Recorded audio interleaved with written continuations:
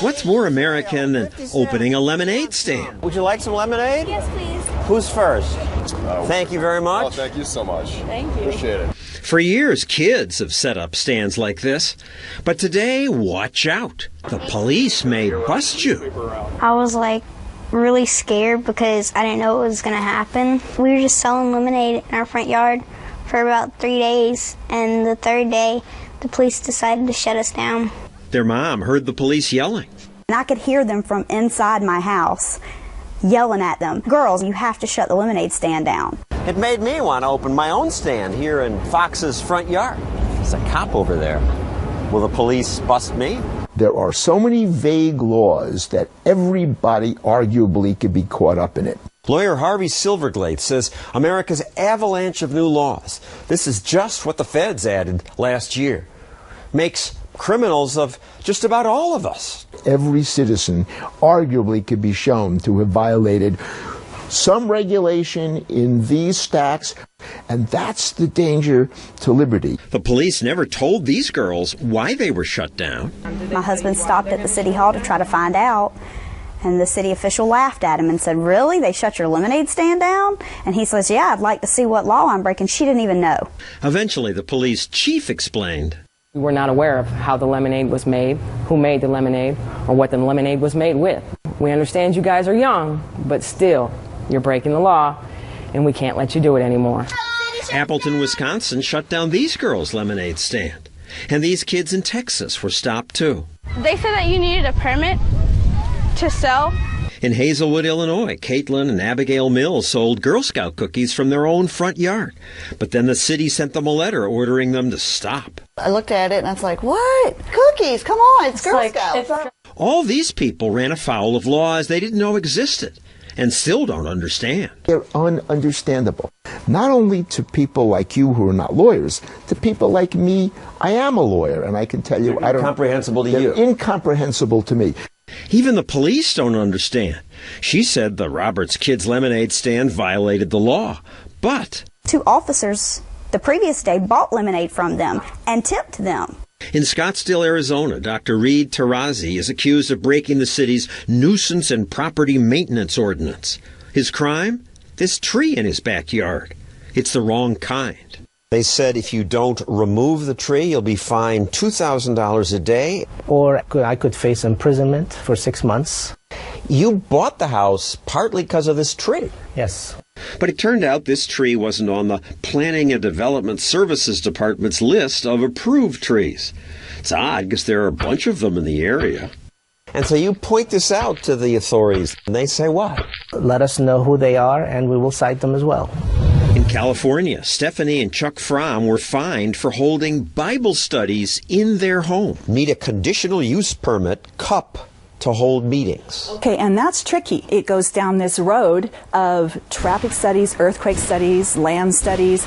This can be tens of thousands of dollars. You then ask them how many people make for a meeting. And the code enforcer and his boss that was there from the planning department said more than 3. And you have more than 3 kids. I have 5.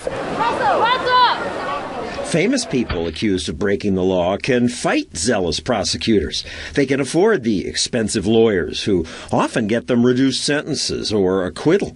But what if you're just an ordinary businessman and you import these guys? Watch out. You could go to jail for years. We didn't catch the lobster. We didn't see the lobster. Abby Schoenwetter used to import seafood. Then authorities said, "You're in trouble." I did the same thing for 13 years, over and over. Clear customs and FDA, bring the lobster tails in and sell them. Nobody in the government ever had a problem with that until that day when they walked up on the dock and said, "Don't offload your lobster tails." Customs shows up and says, "Stop unloading, put them back." We put them back and we were wondering what the heck happened. They didn't really know the answer. We know that, you shouldn't murder and you shouldn't steal. Those are intuitive. That's old-fashioned. Now, the laws are much more technical and vague. The government eventually said he broke 4 obscure regulations that are on the books in Honduras. That said they had to be packaged in 40-pound boxes. We had them in plastic bags. Everybody was using plastic bags. I started in 1986 and was always doing it the same way. In the end, even Honduras said, no, you got it wrong. It didn't matter. 7:30 in the morning. There's about 6 or 7 black vans. There's FBI, IRS, National Marine Fisheries Service, Customs. There's about 13 of them on my deck, all with guns. And that was just the beginning of Abby's nightmare. And you were sentenced to? 8 years, 1 month. That's right, 8 years and a month. Maybe he was a repeat offender? Any trouble with the law before this? The worst thing I had was a speeding ticket. That was it. He served 6 years in jail. What's happened to your business? I went broke. What's happened to your family? They went broke also, and it broke up. My kids are back home with their mother, and that's the story. I assume these attorneys general and state's attorneys, they're not evil people. Okay, they're ambitious, they want to make a name for themselves, but they don't want to hurt people who didn't really do nasty things. Most are not evil, but there are a lot of fanatics. Prosecutors have noticed that other prosecutors like Elliot Spitzer, Rudy Giuliani, Senator Richard Blumenthal won high office by racking up impressive conviction records. You see all these regulations around here? They will comb the books and they will find something. This could happen to you. They can take any law that they think you broke and take you to trial. And whether you win or lose, you're going to lose. Because by the time you're done fighting it, you're broke. Of course, the government never goes broke. They must have spent $1 million taxpayer dollars going at it. I heard they spent $5 million.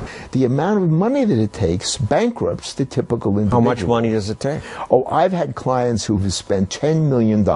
I cannot even imagine how much money they spent prosecuting my husband. The feds tried Jill Barron's husband, Jack, and lost. But instead of apologizing for getting it wrong, they now threaten to fine him $37,000 a day. What terrible crime did the government say Jack and Jill committed? Trying to build a house on their own property. The county gave you permission to build Yes, a house. they did. And they inspected the foundation and approved it. So you started to build. Mm-hmm. But a government-owned drainage ditch nearby was clogged with logs, so Jack asked the government to fix it. They told my husband, we are backed up 6 months. If you can clean the ditch, go ahead and do it. So he used his backhoe. He removed huge logs out of this ditch. The water poured off the land, and we were cited 1 felony for cleaning the ditch. What? A felony charge. It gave the property the appearance of being a wetlands. The state government floods your property, and then the federal government comes and charges you with felonies for building on a wetland. And it clearly isn't a wetland. Jack is digging a well here. He had to go deep down. He wasn't finding water. He was down about 8 feet, could not find a water table. I should repeat, a jury cleared Jack of all charges. And we won.